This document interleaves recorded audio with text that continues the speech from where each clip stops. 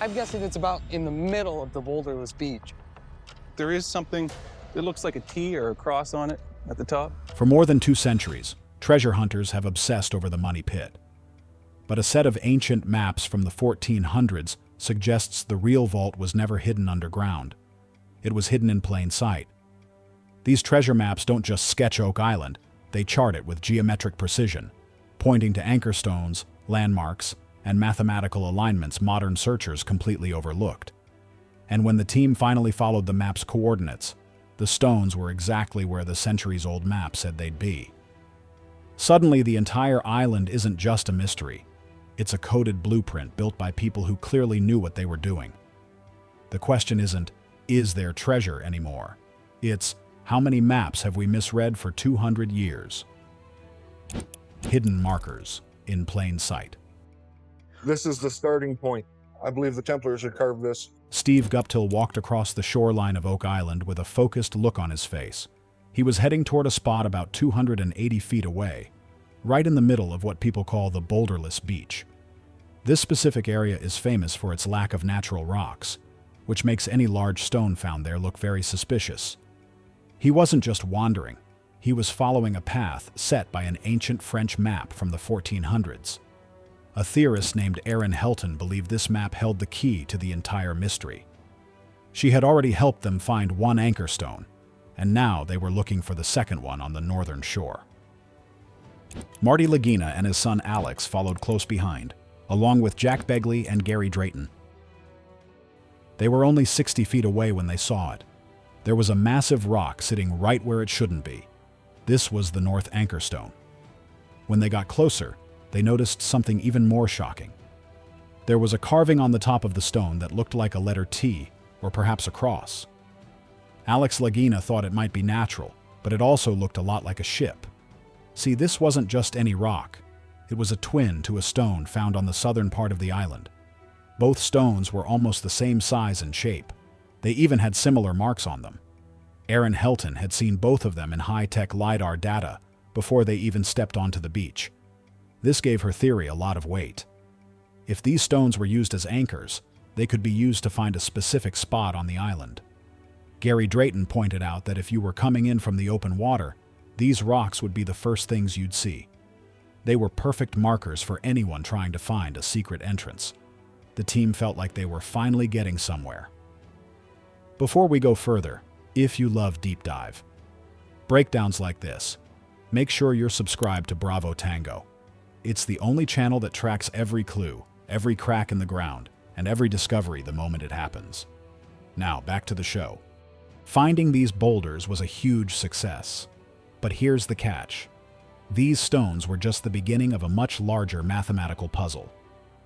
Erin Helton explained that by using these boulders, they could triangulate the exact location of the money pit vault. She used a map published in 1939 that showed several boulders and specific measurements. When she ran lines from these different stones, they all intersected in one spot. The most amazing part was that this spot was only 3 feet away from a massive steel shaft the team had already dug. Everyone in the war room was stunned. The data was matching up perfectly. It's not that simple, though, because finding a location is one thing, but understanding who put it there is another. Steve Guptill spent hours checking the measurements. He wanted to make sure they weren't just looking at random rocks. He noted that the distance from the west anchor to the north anchor was exactly what the math predicted.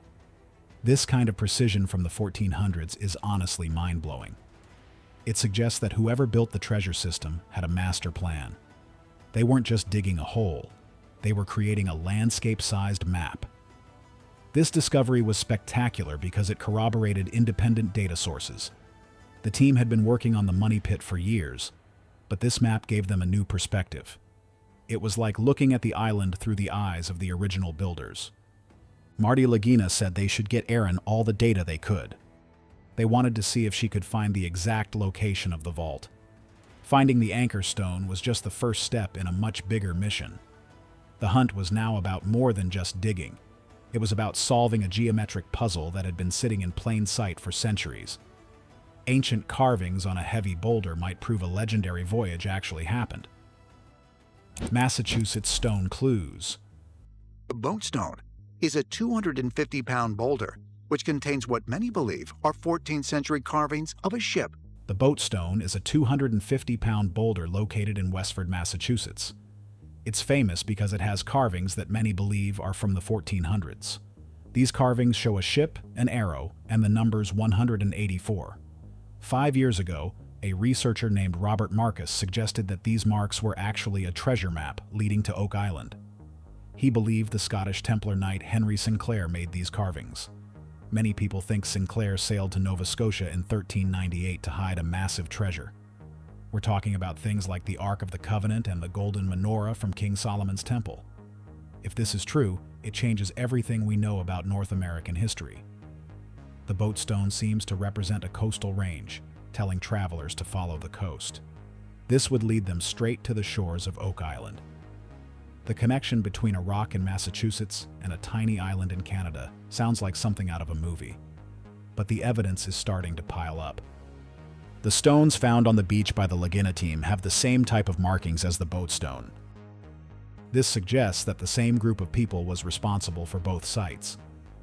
The crazy part is that these knights were using advanced geometry long before modern tools existed. They didn't just dump treasure in a hole, they built a complex system to protect it. Every rock and every carving was a piece of a giant puzzle. Marty Lagina was anxious to see what else Aaron Helton would find. He knew that finding the treasure chamber was the ultimate goal. The anchor stones were just signs pointing the way. They needed more documents to verify this incredible story. And that's putting it lightly, because the next set of maps they found were even older and more detailed. Robert Marcus spent years researching the Scottish connection. He believes the Templars were fleeing Europe and needed a safe place for their most sacred items. Oak Island was the perfect choice because it was remote and easy to defend. The Boatstone was like a signpost for other knights to follow. It's a key detail because it shows the mission was organized. They weren't just wandering around. They had a destination in mind. This theory explains why so many strange artifacts have been found on the island over the years. From lead crosses to ancient coins, the evidence points to a European presence long before Columbus. The Boatstone is hands down one of the most important clues in this entire mystery. It links a site in the United States directly to the treasure on Oak Island. Nobody expected this to happen, but the pieces are finally falling into place. The journey of Henry Sinclair might be the missing chapter in the history of the New World. A hidden fortress in the woods could be the missing link between the Templars and the island. Ancient maps of dark secrets. There's no doubt that Oak Island was known, it was visited. The team met with a historian named Doug Crowell and a researcher named Zena Halpern. Zena had discovered 2 maps and a special code that she believed would solve the whole mystery. One map was dated all the way back to 1179. This is hundreds of years before most people think Europeans arrived in the area. The map showed a place called Roden, which Zena thought was New Ross. New Ross is a town in Nova Scotia where some people believe a Templar fortress once stood. This fortress might have been built by Henry Sinclair's men. But Zena's maps suggested that the Templars might have been there even earlier than 1398. She also had a hand-drawn map that was clearly a map of Oak Island. It was labeled in French and had names for different parts of the island. There was a place called the Basin, which looked exactly like the swamp. There was also a place called the Marsh. The map even pointed to a dam where a log wall was actually found years ago. But the most exciting parts were labels for things the team had never found. The map showed something called the anchors, something called the valve, and something called the hatch. There was a note on the map that said the oak, enter here, and it pointed right at the money pit. This was incredible news. It was like having a direct set of instructions from the people who hid the treasure. Rick Lagina wanted to verify these documents immediately. He was especially interested in the hatch. Legend has it that one of the old treasure hunters had an uncle who talked about a hatch you could find just by digging a little bit with a spade. He warned people not to get lost down there once they found it. This suggested there was a whole network of tunnels under the island. The story was becoming very complex and multi-layered. The team already knew they had to follow up on every clue. They couldn't afford to ignore a map that had already been right about so many things. Zena's research was uniquely backed by documentation. She had spent a lifetime studying the movements of the Knights Templar. She believed they had a secret mission to protect sacred relics. The maps weren't just for navigation. They were coded messages.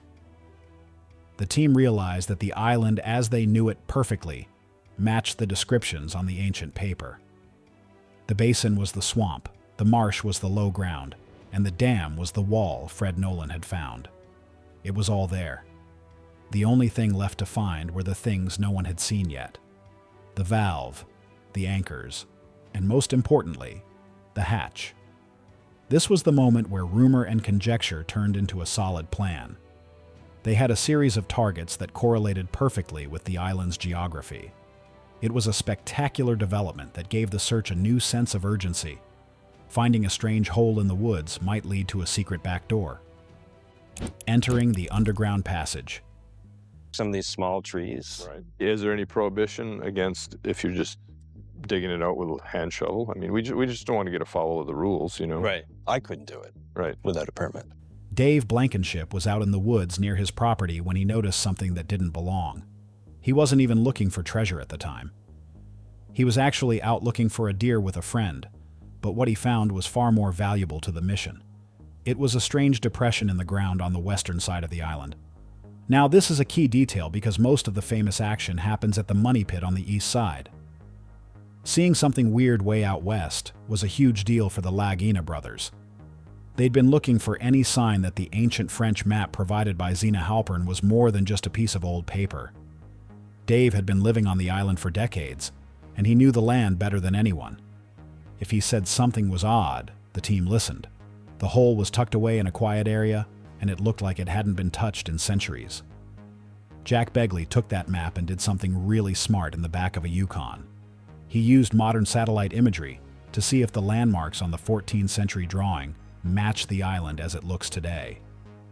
And get this, the alignment was almost perfect.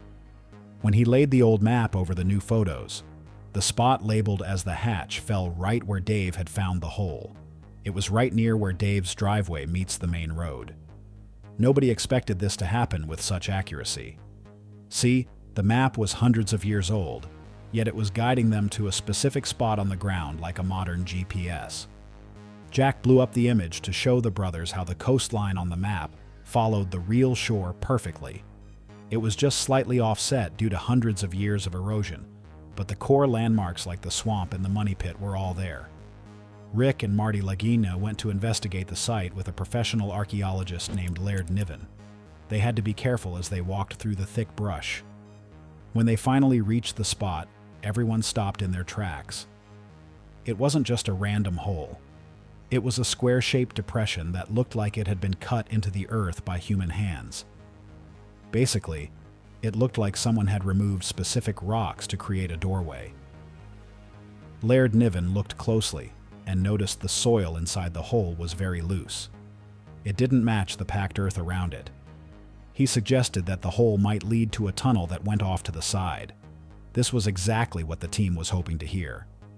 They started thinking this could be a secret back door into the entire money pit system. Could the treasure be something much more valuable than just gold? Let us know what you think in the comments. If you want to stay ahead of every breakthrough and every twist in the mystery, make sure you're subscribed to Bravo Tango. We're here for every discovery, no matter where the trail leads next.